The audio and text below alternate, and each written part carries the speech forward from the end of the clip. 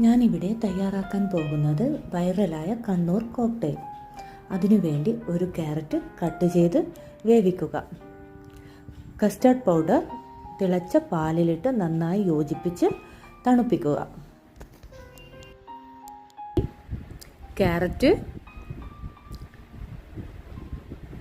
പപ്പായ, തണുപ്പിച്ച custard milk, frozen milk, ആവശ്യത്തിന് പഞ്ചസാര എന്നിവയെല്ലാം ഉപയോഗിച്ച് നന്നായി ബ്ലെൻഡ് ചെയ്ത് എടുക്കുക.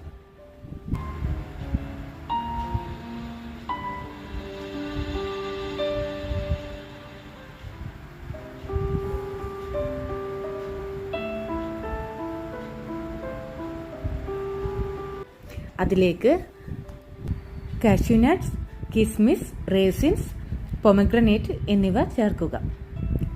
സ്വാദിഷ്ടമായ കോക്ടെയിൽ റെഡിയായി. തീർച്ചയായും ഒരിക്കലെങ്കിലും ട്രൈ ചെയ്യുമെന്ന് പ്രതീക്ഷിക്കുന്നു.